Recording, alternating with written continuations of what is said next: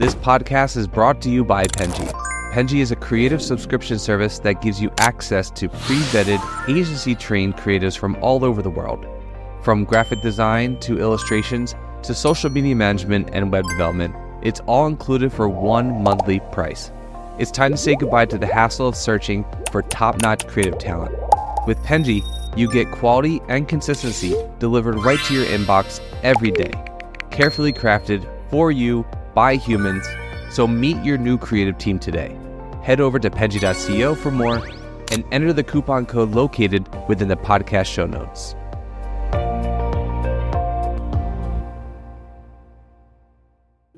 Hello, everyone, and thank you for joining us on the Fully Managed podcast. Thank you, Dan, so much for joining me today. I really appreciate it. No, thank you so much for having me. I'm excited. Of course, thank you. I appreciate your excitement. So today, get even more excited because we are going to start with a game. Let's do it. This game is inspired by not only your job position, but also in the place that you work currently. So I hope that you will find it fun. This game is called Mix It Up. Oh, So, I like it. you are going to have, okay, so I'm going to give you some scenarios, and then you are going to pitch to me how Craftmix could thrive or make sense in that scenario. Does that make sense? Yeah, no, I like it. They're absurd. Like, so they're not going to do things that some of them might happen, some of them could happen, but some of them probably won't happen. Let's get weird. Let's get weird. Yeah, okay, first one, probably the weirdest one. Craftmix as the official mixer for a space hotel on Mars. Ooh, okay. Well, I think before humanity is able to get to Mars, which I firmly believe will happen at some point in both of our lifetimes, I can't imagine that there's too much fun happening up there right now. You go up there and you're probably a little bit overwhelmed with the view. I imagine seeing Earth from that view for the first time would be a little bit eye-opening. So why not have a fun little drinky poo while we're doing that, right? Let's get an espresso martini out in space. Hell yeah. No, I love that. Do you have any space-themed drink? Throw me a name. The only thing I can say is like, edible glitter happening. Like our black cherry old fashioned is kind of like a maroonish color. So some edible glitter in there, stir it up. It looks a bit cosmic. I love the vision. Yeah. No, that's perfect. That's exactly what I was looking for. Okay. Not that this was a quiz. Okay. Anyway, next one. Okay. Craftmix as a subscription in a high-end co-working office. In a co-working office, a subscription. Yes, there's two parts of this. So I guess that co-working office would subscribe to having Craftmix regularly in their office, if that contextualizes it. Okay. Well, I guess happy hours can happen at any time, right? I think no matter what industry you're in, no matter the group of people you're with, I think having some sort of happy hour or, lunch activity, to kind of take the stress off the day, take 30 minutes, have a couple of drinks with your friends, maybe loosen up a bit. And also having that opportunity to have either a cocktail or a mocktail for our non-drinkers out there and still be a part of the fun. I love that. Do you guys have a happy hour knowing that you are a drink-based company? I was just curious. So funny enough, and I'm sure we'll touch on this later, but we have bi-weekly team meetings where everybody in the company kind of jumps on a Google Meets, and it's 6 p.m. Eastern on Monday nights. So yeah, sometimes we'll have some libations going, some mocktails going. And if you've seen any of our social medias and stuff, we like to have a lot of fun as well. So definitely lots of happy hours. Oh, sweet. Okay. I was just curious. Okay, cool. Okay, next one. Craftmix partnering with a national breakfast cereal brand. Ooh, like a collab? Collab. Ooh, okay. Well, we do have a hot cocoa. So that's where my mind initially goes, kind of a savory type vibe. So how about a Cocoa Puffs Craftmix collab? We'll call it a hot Cocoa Puff. I love that. Okay, your brain is amazing. All right. Next, you had the one locked and loaded. You've envisioned this already. Yeah, okay. Okay. This one I love. Okay, Craftmix launching a cocktail for dogs line. Ooh. Okay. We are trying to get a little bit into the functional beverage space. So we've done like a line of lemonades, that hot cocoa I mentioned. So maybe we get some. I'm more of a cat guy myself. I love dogs, but I grew up with cats. And I've seen a trend on social media where, if you have like canned tuna for whatever reason, to like not throw out your old tuna juice, put it in a martini glass. Cats would love it. So maybe we'll do a tuna flavored craft mix for our kitties out there. Amazing and very smart, but ew. Yeah, no, tuna, but there's a niche, unfortunately. Yeah, there's a niche, there's, sometimes you get stuck on that part of Instagram where people make those like extravagant bowls of food for their dog and or cat. So, like I can ostrich foresee eggs or not ostrich eggs. I guess like baby birds and like quail eggs. Yeah. That's what it is. Quail eggs. Yeah, I know exactly. Balls. So there are people that would have a cocktail with their dog or cat. Yeah. I can foresee that. Yeah. Okay, last one. Thank you so much for entertaining me with this game. You're doing great. Okay, Craftmix as a feature in a tech gadget for home bartenders. Ooh, okay. Well, I'm going to go a little off script here because I think that's what we're trying not to do. Is where you don't need to have a tech gadget to be a home bartender. All you need is this little sachet, and you have a cocktail in 15 seconds, and that's kind of where we come in. So you throw it out, I guess, is where we collab. Throw that thing out and buy some Craftmix. Well, this is actually a perfect place for one. Thank you so much for participating in my game. This was absolutely awesome. I think you have great ideas. Your brain works amazingly. Okay, so let's go into, because now I have a follow-up question for that point. So what do you say to maybe, for lack of better phrasing, the bougie person of us that, would attest or be like, would have a gripe with having like a mixture as something that would like start their beverage? Like, say they enjoy like the complexities of being able to put something together. Like, what do you say to a person that has that kind of opinion? I think you dress it up a little bit, right? Like, I think, there's obviously that kind of perception that like a craft cocktail can't come in a packet. One, they are really good. You got to try them. But two, like for our espresso martini, for example, that's our top seller. Like if you shake it up with an actual cocktail shaker, maybe shake it with ice so it's nice and cool. It actually foams up really well. You can dazzle it up with espresso beans. You can add your Baileys or cream or milk or whatever the hell you want to add to it. And you still kind of can doll anything. You can make things as complicated as you want to be, I guess is what I'm trying to say. That's true. So garnishing where you can kind of make it look a little prettier. But I guess, business isn't like, I'm not trying to take over every cocktail drinker's life. You know what I mean? Like if you like making cocktails and that's your thing, you can do that. You know what I'm saying? And I'm very happy that you do that. But we, kind of try and make a product that's a little bit easier and also quicker. Like I think, the speed of serving, where if you're having friends over or whatever, you can make a bunch of drinks, and have them still be bar quality, but also have them be done really quickly. You should try framing it to those kinds of people as an AI tool. Like this is not a crutch, but it is just an enhancement. Like right. For example, yeah, I like that. Like, oh yeah, you can use this for enhancing your drink, but then you can also add the little, the doohickeys, what is the word I'm looking for? Doohickeys work. Accoutrements. And also, to go off that too, like, we pride ourselves in being portable. Like these sachets are literally 3 inches by 3 inches. Mm-hmm. So, tea packets. If you wanted to go out and have a fun drink at the bar, you can bring our espresso martini and just get a vodka water and save $6, over getting a That's really smart. So that's another thing too. Oh, I love that. It's like you can just spice up something that you already have. Or maybe if you don't like the flavor of it, you're like, I'm really anxious and I don't want to tell the bartender that I didn't like this. Let me just dazzle it up. Exactly. Yep. Okay, well, now that I asked my question out of curiosity, first I want you to introduce yourself a little differently than maybe I would. Tell the audience a bit about yourself, kind of how you got to this point in your career, what you're doing today, and, maybe a fun fact so that they get to know you a little better, and then I can ask you some more questions so now that they know who you are. Yeah, totally. So my name's Dan, if you don't know already, but I'm the Director of Sales for Craftmix. I'm sure you get the gist by now, but we make powdered, pocket-sized cocktail mocktail mixers. They're non-alcoholic. They're better for you, made from real fruit, yada, yada, yada. So I'm 27 years old. I live about a half hour south of Boston. I'm from New Hampshire originally, so New England boy.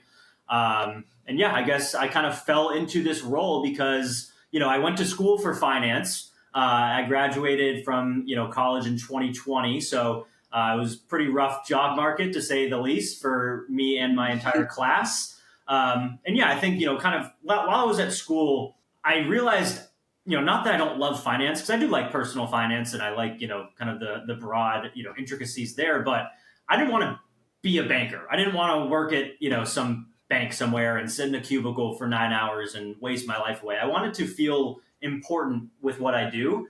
And I felt that I had a little bit more to give than that. And so, I fell in love with kind of fitness around that time, the COVID, as a lot of people did. And so, thus I fell in love with some like fitness, supplement companies and brands. And I loved learning about how they grow and product development and all that nerdy stuff. But and yeah, I think kind of once I finished grad school, I was looking for, maybe an internship to, put on my resume. Because at that point in time, I worked at a call center in college, which was a whole nother story. That was fun. And I worked at an amusement park for a bunch of years in New Hampshire, Canopy Lake Park, shout out. Love. But yeah, so I guess I didn't really have too much experience. I wanted to get some, and I still didn't know what I wanted to do. And I stumbled across Craftmix on LinkedIn, hiring for a partnerships intern. And I reached out to the founder in about 12 different ways, saying, please give me an interview. I want to interview for this position. And I did. We hit it off, me and him, and I basically worked for free for a full year. I interned, shadowed him, sat on calls, was kind of like a business development rep, I guess you could say, like, setting up conversations, that sort of thing. And ultimately, I was the first full-time employee of Craftmix, hired back in 2023. So that's a little story of where we are, but we're growing like crazy. We're big on Amazon, big on Target.com, big on TikTok, Instagram. So yeah, that's a little spiel about me. Well, one, congratulations. That's awesome. That's like definitely a very awesome feat to have, carved that position almost out for yourself, and have created that goal, and also, kind of something that no one else had already achieved in that company. I mean, that's really, really cool of you. Yeah, thank you. So congratulations for that. That should give you a pat on the back. And I kind of want to talk about the different elements of what you've already been able to accomplish there. So Craftmix is in 1,300 plus stores. So we're probably at around 2,200 or so. Whoa, okay. So we're in about like 1,500 like independent stores, which is where we actually really thrive. Think your mom and pop gift shop down on Main Street in your hometown. That's where we do really well. So we have about 1,500 of those. We're also in about 400 or so Walmart locations. We're in some TJ Maxx's. We are in some Coborn's, Pop Shelf. I'm definitely missing a few, and hopefully having some big expansion in 2026 that I'm working on. So hopefully. Beautiful. Yeah, I even saw you guys have a partnership with JetBlue, right? Isn't that kind of awesome? So we did. I'm so sorry. No, we did, but no bad blood or anything. The way airlines work with food and beverages, it's very contractual. So you sign like a 2-year agreement to be their X cocktail mixer or whatever. And so ultimately our time ran out with JetBlue.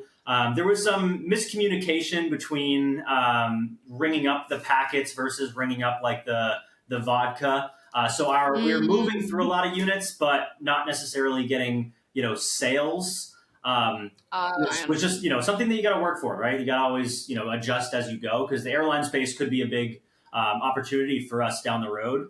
But yeah, that was a couple years ago. But we talk to our JetBlue manager monthly. She's awesome. Shout out, Lauren. Oh, that's awesome. Okay, well, that's still an incredible feat to have reached that. Even and there's always it's really important to have learning moments when you have those opportunities too. So kind of talking about getting to that point or to that point with other companies like that. What is the sales strategy behind landing that kind of partnership? How do you think about I don't know, what's your strategy for thinking where people drink, or where they where you're building that distribution pipeline? It's evolved a lot because, we have a pretty good feel of who our, e-com, online Amazon buyer is, what our demographic is there. But we had to learn really fast that person may not necessarily be our, retail buyer at the same time. It might not be as equitable as we thought. So yeah, I guess kind of for us, we found a couple of things that worked just by happen's sake. We found a few locations that sold really, really well. Like for example, there was a store in Newport, Rhode Island, which is a very preppy kind of vacation town. You know, you're nodding your head. And so I went down over the summer and I just like stumbled across this store and I happened to have packets in my hand. And so I walked up to the desk and I said, "Hey, I think we would sell well here." And I handed the lady, the manager, packets. And I came home that day and we had an order on fare from that exact store. And I'm not kidding. They go through hundreds of packets a week at that one location. So it's kind of like things like that happen where we go, okay, who's shopping at that location and how can we acquire more of those types of, you know what I mean? Yeah, no, that's a really great strategy. I was like going to ask which types of partnerships have you been surprised about? Do you think like those small businesses were one that you didn't think would be that kind of flourishing environment? Yeah, definitely. And yeah, I guess the cool thing with us too is, we have so many options. Like we have airlines. We've, worked with Amtrak in the past. Like trains could be a cool avenue. We have options to work with restaurants and bars. We have one also in Newport. We have a brewery selling us there on their menu, and we are hoping to expand that like crazy next year as well. Music festivals we've done in the past. We've talked to like professional sports teams trying to be, a sponsor and be sold at, sports stadiums. So there's almost like too many things that we can do where, we have to take a step back and go, okay, what's the best use of our time? Because we do have a very small team. And so we don't just have millions of resources at our expense that we can just blow on everything. So kind of those gift shops are definitely profitable for us. And it's, kind of where we spend a lot of our time, at least. Yeah, how do you decide which opportunities are worth pursuing when you're exploring those different kind of areas? Like, do you do any kind of case studies, or do you base it off like experience with other places that you've already explored? Yeah, and it's also interesting because we are really the first like brand that has a product like ours. Like, there are some other powder mixer companies, but in terms like we're kind of the first on the scene, and so we're the first ones to be doing all these large partnerships. So it's hard for us to look and say, okay, what are other brands doing, because there aren't really other brands. And so I guess you kind of got to crunch the numbers and again see what's maybe not a lot of time to be invested in those partnerships. It's kind of more relationship based, and you're also able to make money, because at the end of the day, that's what we have to do. But we do have, great margins, and, we're able to be pretty flexible with all of those types of partners. But I don't know if that answered your. No, you did. For traditional beverage companies, I think of a lot of them rely on like big promotional budgets and like shelf space battles and different things like that. As like a more modern mixer brand, how do you use like non-traditional sales tactics to like win new customers, get into like carve into those spaces that might already be saturated? Yeah, and that was another thing that we had to realize when we got into big retail chains, is just how expensive it is to keep those open. Because obviously they charge placement fees, slotting fees. You got to give a free case for every store. Those add up really quickly. And on top of that, once you're there, you have to move units. You have to sell. And a lot of doing that is, sending people to stores and making sure you're actually on the shelf and making sure the product isn't knocked over. So there's a lot that goes into it. And you'll notice, I didn't mention a whole lot of large chains that we work with just because it is a lot. It's probably frustrating too. It is. It's very, very frustrating. So I guess for us, like we, had to take a different approach, and I'm sure we'll get into the social media piece eventually, but we saw a real opportunity there to kind of gain an audience and gain a community, because we are a large, e-com brand too. So we needed people to know that we're on Amazon, and obviously we're on Prime. So like if you can order it and get it tomorrow. But I think social media was big for us, and we kind of have a different view on how to do social media from other CPG companies. But I think we've done pretty well to accumulate our fan base, our community, whatever you call it. Yeah, can you talk more about that? Like what what did you maybe explore earlier on that maybe you figured out didn't work content wise, but then kind of like how did you fall into your niche? How did you figure out what worked best for you? Yeah, and maybe why do you think that it worked better in a certain space than not? Yeah, we've tried so much. Like we've had, when I first started, we kind of had interns be our social media, people that are posting videos and stuff. And so if you scroll way back in our account, I don't even know if those videos are still there, but like, internships last 6 months, sometimes 9 months, 12 max. And so we were kind of just throwing crap at the wall and seeing if it would stick, trying to keep up with the Joneses and trends and stuff. And we weren't really gaining any traction. So that was actually one of our next hires, was a social media manager, someone to actually do this thing full time. And ultimately we found Sarah, who's doing it now, and she's amazing. So if anybody knows us on TikTok, Sarah. But even when she started, we had to throw just so much at the wall to see what would actually stick. We tried different, she did a series where it was like, different states' drinking laws and like a weird drinking law for states. And she would just sit there and like stir a drink. And I would watch that. Yeah, and then, like I did too, but no one else did, and so we had to, pivot. And she did like, she was doing some TikTok live stuff where she would dress up as like a wizard or something, outlandish, and do all these and do all these different things. And it just kind of wasn't working. And ultimately, she found the skits that we do now, the pranking our boss, and those just, they crush. And I think part of why is because a lot of people who work in like, corporate America or these really stale corporations, they wish they could do something like that. They wish they could prank their boss. They wish they had, 3 employees who are all the same age jumping on a call with their boss dressed up as, Ron Whiskey, Vodka Mort, and Henry Potter. You know what I mean? So, yeah, and they've just done really well. And now that we know that that's kind of the winning strategy, she's just, I get Amazon deliveries almost weekly now for random props. And, it's a good time. It's really fun. I love that.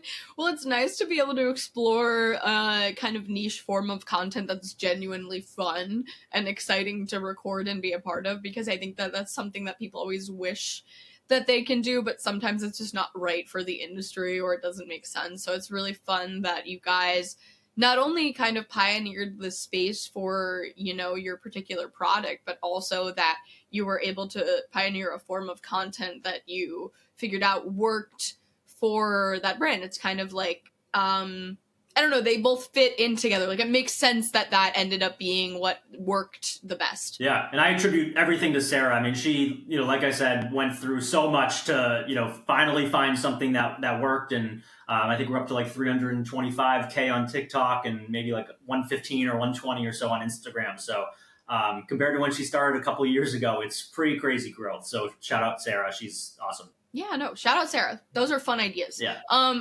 So in speaking of growth, like having worked with this many stores now and in the past, what is something that you feel like was a really big lesson that you kind of had to learn from like your partnership experience? What would you do differently back then that you now know today? So I would say it's learning, like I said, touched on earlier, who your retail buyer is and why that retail buyer is buying your product.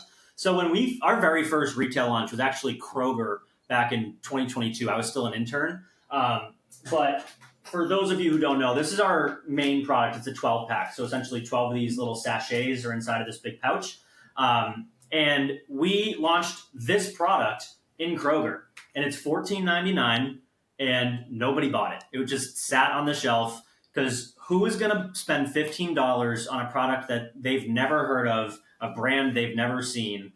And that's ultimately what happened. So we ended up getting off the Kroger shelf. We had to take a step back and say, okay, maybe $15 is a bit much. So we made a 6-pack. So essentially it's just a smaller looking this. And it was $6.99. And we thought that would be the winner.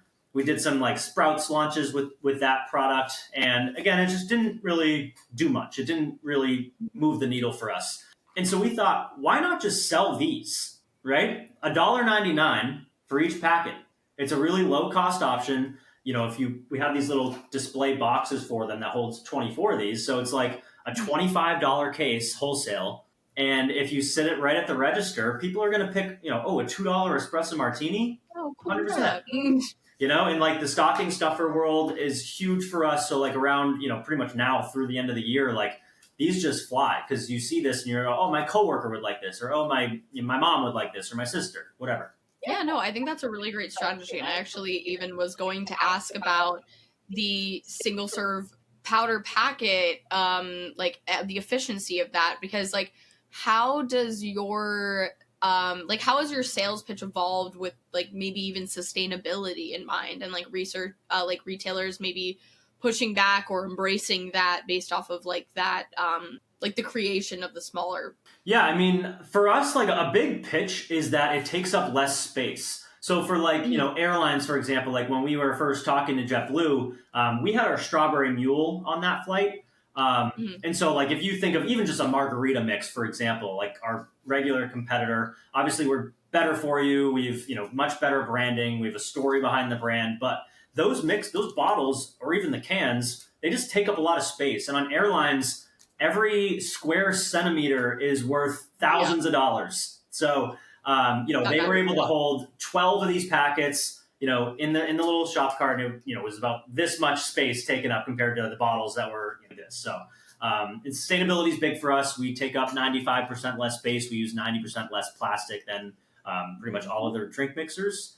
And yeah, we also are doing like tote bags and stuff that are 100% recyclable. Our packaging obviously is recyclable as well. So we do a lot on that. Oh, I love that. That's a really great like stance to have when going into things, because I think a lot of people really appreciate obviously, different people have different opinions on like a green brand perhaps, but like no one's going to be like, I hate this because someone's doing something good. So it's always like a good, like you have people who are maybe more altruistic than others, but it's like, it's kind of something that, a feel-good brand is always better for business. And if you're actually doing something that's sustainable, then it's really, lovely to put that out there. Right. Yeah. Fuel efficiency and all that, we pretty much crush everyone else. So, yeah, totally. Yeah. And kind of talking about, I'm thinking about cocktails specifically. I was kind of thinking about the element of seasonality related to that. Like in a business that's part food, like part beverage, like really seasonal in like certain like drops that you probably have, how do you build your sales forecast around that? Like what metrics and data points are more important? Like, are there specific times of year where you expect to have more sales than others? And yeah, just all of that. Seasonality is everything, I think, for every brand. Like when we first launched, we only had, we had a blood orange Mai Tai, we had a, passion fruit Paloma, a mango margarita. Like those are very summery products. Yes. And so, obviously we do well in the summertime, around July 4th when people are actually drinking, when they're out on their boats, you name it. And then our first kind of like, it's still a year-round drink, but espresso martini was the first winter-ish drink. Like that's a real big winter drink. And as soon as we launched that flavor, it just was number one immediately. Wow. And so, that kind of, like I said, is year-round, but it's definitely winter. And then last winter, we did a full seasonal, like holiday line. So we do a cranberry vanilla, we do a apple cider, and we do a hot chocolate, like I mentioned. And so those products for us, it changed how we look at the holidays and how we look at Q4 really as a whole. So, and then this past summer we did like a lemonade line. So we're trying to, kind of make sure that our products, they're always available, but we want to make sure that they're heavily marketed during certain portions of the year. And another thing too is January, when I first started, was not that great of a month for us, but the mocktail movement has been massive in like dry January, the sober month. And so, we actually do really well during January now because we provide that option for people who can still have a fun drink, but, do their dry January. Oh, that's really smart. That's like, I mean, that's a great movement to, kind of take advantage of, especially, I think that when you're marketing certain things, you should always keep in mind of like the landscape of what's happening in your market. And that is something that I think a lot of other brands that maybe make some kind of mixer maybe don't consider. So that's really smart of you guys. Yeah. And even talking about touching on the seasonality thing, I think that cocktails being associated with that sometimes, like how do you convince people or partners that Craftmix is not just a seasonal item, but like something that should be year round? Yeah, I mean, we can prove it, with our online sales, like we still get, like our regular variety pack is still our number one seller through the holidays. Like this is still our number one, but it's got all the summer flavors, and espresso martini is still the number one single flavor in the summertime. So it's like, as much as they are seasonal, it's still relatively fluid. I think for us too, we're a big giftable item, and so kind of there's always holidays. Like it seems like there's every couple of weeks there's something. So especially now for Christmas and stocking stuffers, like I said, everything does well from here on out. And kind of our apple cider, can trickle back into August. It seems like pumpkin spice season is almost like July nowadays. Like every year, it's a couple weeks earlier. So, we kind of have to stay with that time and release that flavor a little earlier. And obviously, hot cocoa stays all winter. It's pretty fluid. Oh, that's nice. Yeah, I think that, there is like, you just kind of can show people the evidence of that, people, just like people are drinking all year round, they're also, drinking cocktails and or mocktails all year round. Yeah. So kind of rounding up everything, because I love to look at like be future looking or like more less tangible looking. If you could dream up of like a partnership that doesn't exist yet, but something that you'd really love to have, what would it be? And like, what would your pitch be? Like, why do you think it's a perfect partner? The sports stadiums is big for me. I'm a big sports guy, so I'm a diehard Blue Jays fan. I don't know if you like baseball at all, but they just had a historic World Series run. But I think that would be like my dream partnership, because I would probably get some tickets involved in that. But I think for sports stadiums, it's an interesting look, because we want to be available at all the bars within the stadium, and that usually is not owned by the team. That's some sort of concessionaire. And so it's like you have to kind of win the concessionaire over, where they're willing to switch up their processes that they've had for 40 years, 50 years. And also, then you're also working with the team, where you become, you get your advertisements all over the place. You get, email marketing campaigns set up with them, and, any sort of other things that they throw in the deal. But yeah, I would say a Blue Jays partnership would be pretty sick. Yeah, no, that sounds pretty awesome. And I think that's pretty possible. I don't know. I mean, like, there's not a lot of options at most stadiums that I've been. At least it's like beer. Yeah. And the thing is, beer. Too, like, obviously beer, wine, seltzers, that's the top thing at stadiums, and it's probably going to be that way forever. But sales on those items are starting to dwindle a little bit. And so there's hopefully a little opening in the market for us. But like you said, if you go to a concession, right, they don't have mocktails. They have Diet Coke or water. Diet Coke, beer, water. Exactly. So it's, why not offer a mocktail at concessions where, hey, you can get a, mango margarita with some club soda for $6. Like that still makes good margin for the team, the concessionaire, and obviously we make money there too. So I think there's a lot of opportunity there. Oh, I love that. And I hope that for you. I hope that happens in the future. That would be absolutely lovely. Thank you. Yeah. Keep a lookout for Blue Jays announcements, hopefully. We'll see. Maybe they'll be this. Who knows? Well, thank you so much for explaining. I mean, like, I can tell why you're in sales, because you explained this brand so well in this interview, but also all of the tactics and the way in which you share, I think, is absolutely incredible. I think this will be really valuable to our audience to be able to view. And I just appreciate you coming on with sharing with me. No, thank you so much for having me. Yeah. A quick shout out, at Craftmix on all social medias, craftmix.com, on Amazon. That'll be in the description, guys. Perfect. But yeah, no, thank you so much for having me. This was fun. Yeah, thank you. And you guys can check out Craftmix in the description, as well as Dan. And thank you guys for listening. I hope that you can check out Craftmix in the future, or their products. And thank you again. Have a lovely day, everyone. See ya. Bye-bye. You've been listening to Fully Managed, brought to you by Penji. Check out the show notes to learn more about today's guest, and to learn more about Penji, the human-first creative subscription service, head over to penji.co. And by the way, if you're still listening, it would mean the absolute world to us if you were to share this podcast with a friend and, of course, subscribe.